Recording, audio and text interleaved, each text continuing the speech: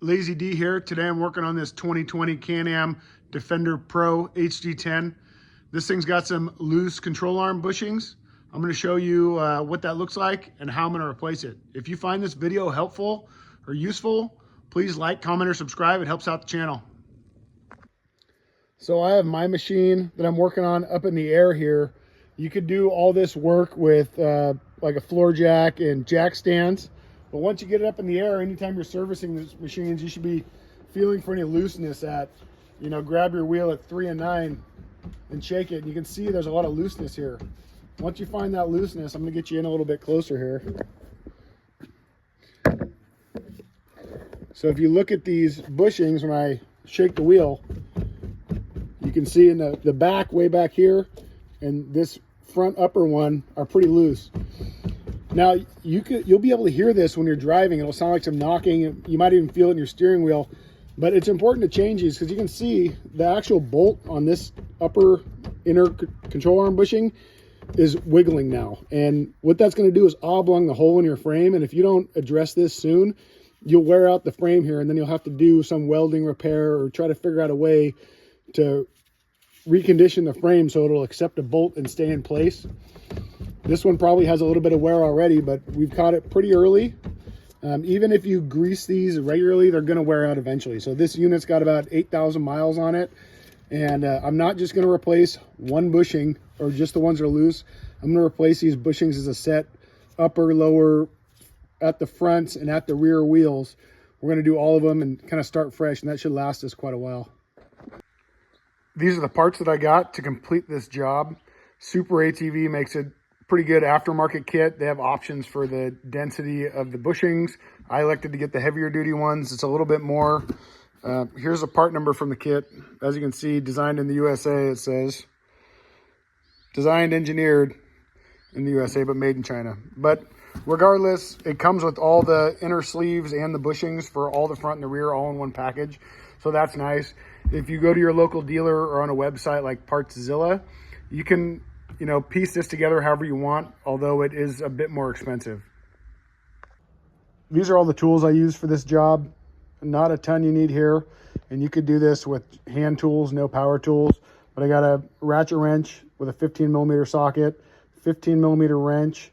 These are for all the control arm bolts, a 17 millimeter socket to take the lug nuts on and off, a little small hammer to tap the bushings in, pliers, channel lock style pliers to get the bushings out, pocket screwdriver, a little scraper, and a wire brush. So you don't need a ton, and then some rags. It's pretty easy to do this job with your most basic tools. I'm going to start at the front here. First thing we got to do is take the wheel off. So you're going to need to get your bike jacked up and supported. The lug nuts on this unit are 17 millimeter.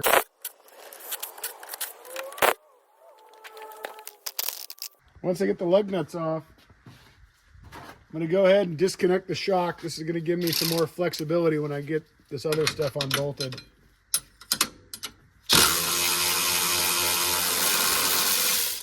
The shock hardware and all the control arm hardware, they're all 15 millimeter headed bolts and nuts.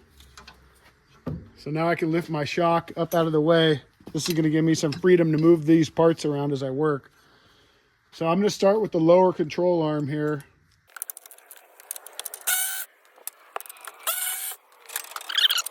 And once the bolts are out, we should be able to move this and get this control arm kind of down where we can work on it. These are the bushings we're going to be replacing. Once you have this out of the frame, I'm just going to take some pliers here and grab these bushings and turn them and pull them. And you'll see sometimes it's a little easier to take this inner part of the bushing out.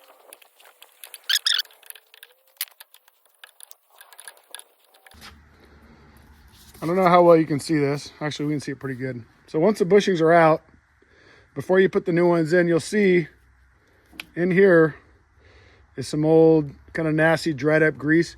You're going to want to clean these out as best you can. What I use to do this is just a pocket screwdriver. I'm just going to break all this old grease off, so kind of dry it up. on both sides. Then I'm going to put a rag through here. You could also use some brake clean on here. So I'm just going to push this rag through.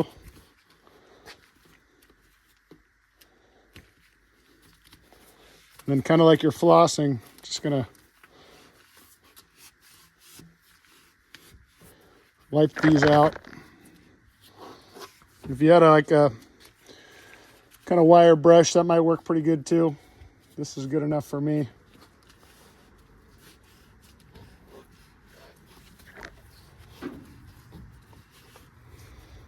Okay, so after those are clean, new bushings are these two plastic bushing halves, the inner sleeve.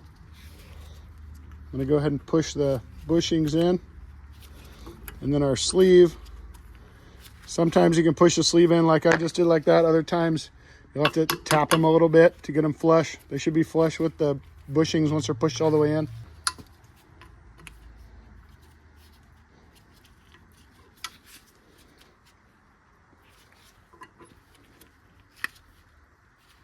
Just like that. And I'm gonna pull this back up, make some room here. Get these pushed back in. I'm going to reuse these bolts. I'm just cleaning them off with the wire brush. M10 by 1.5 by 50 millimeters long with an M10 by 1.5 nylock flange nut. You can buy these off Partzilla or somewhere on Amazon. Can be a good idea. Check these for wear. Occasionally you'll see these are pretty worn out. If you catch this early, usually you can reuse the hardware. Nylocks you can only reuse so many times before they kind of lose their locking ability with the nylon because it gets worn out. I'm going to reuse these this time. I wouldn't advise using these more than twice. Go ahead and put these bolts in. Now I'm not going to torque these ones down yet. I'm going to do the uppers first, then I'm going to grease everything and then torque them. And that'll give me a little bit more room to get the grease to push through the whole bushing before we snug everything down.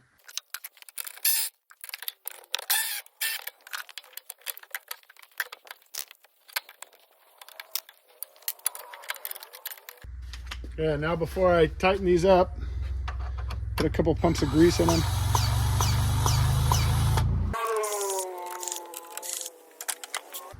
And then I'm going to tighten these up. I'm going to put the torque in here.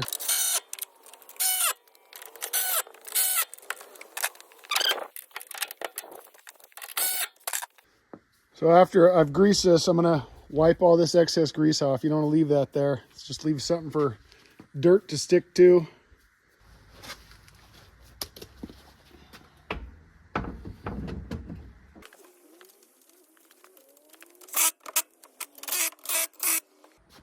So not too bad. It only took me about 15 minutes for the front right.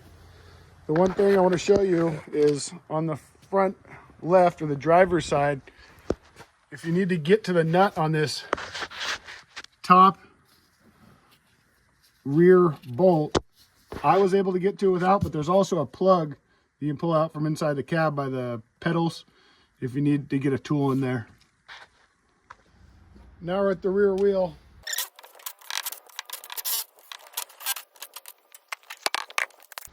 So all this at the rear is pretty similar to what we did at the front.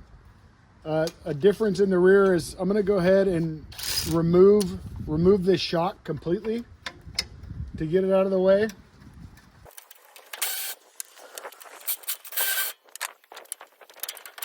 And now I'm going to take the upper control arm out as far as I can.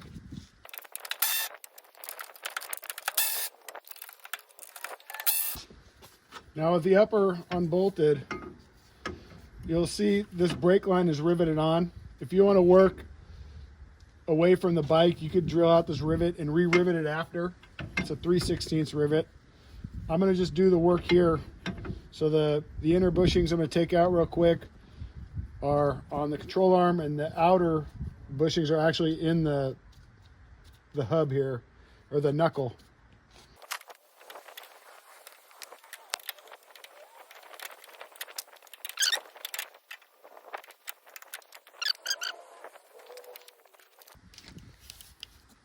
In the parts kit, you'll see in the rear, the bushings and inner parts, the inner sleeves are different sizes.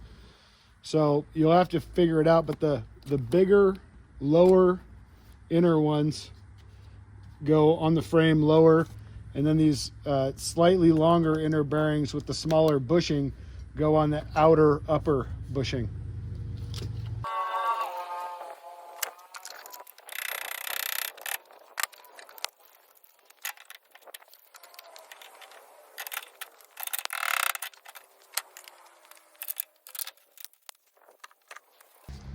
Now to get to the lower, I'm actually going to loosen this sway bar link. There's a spot you can hold on the link that's a 15 millimeter, and then the nut on the bottom is a 15 millimeter.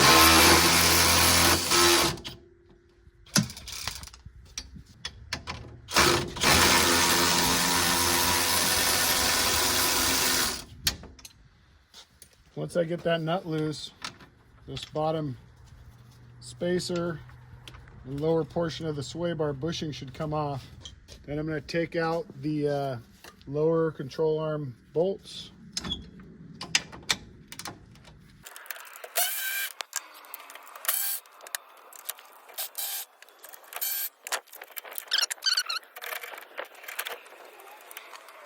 A pry ball may be a little bit helpful here.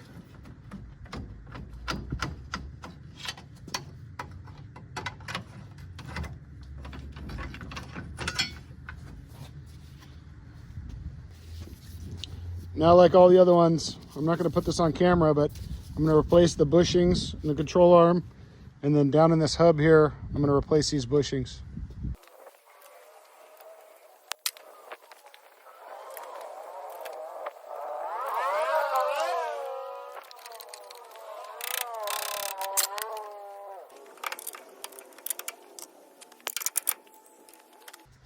Okay, before I put this arm back up, you got to make sure you put this bushing back on the sway bar link before you lift it up. Got to line up that sway bar link before you line up the bushings.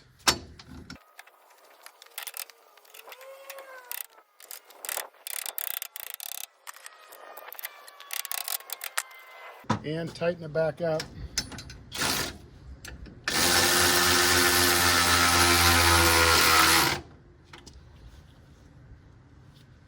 Now I'm going to put the shock back in.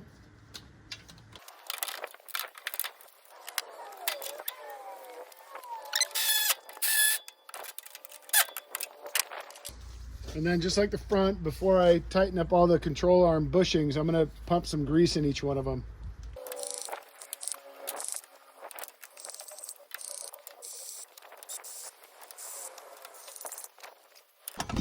Now I'm going to tighten up all the control arms.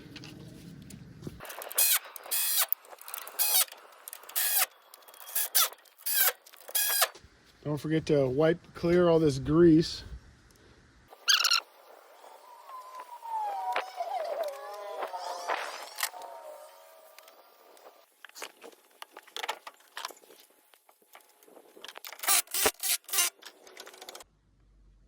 Like I said in the beginning, if this video was helpful or gave you some insight on a job you're about to do, please like, comment, or subscribe. It helps my channel out. I'm pretty much finished up here. This took me with videoing it about 3.5 hours. If I was not videoing and just trying to do this quick, I could probably do this whole job in about 2 hours with it up on the lift and the tools that I have. I'm going to say if you're going to do this with basic hand tools, probably budget maybe 4 hours to do it. Good luck. If you got any questions, throw them down in the comments. I'm pretty responsive. Thanks for watching.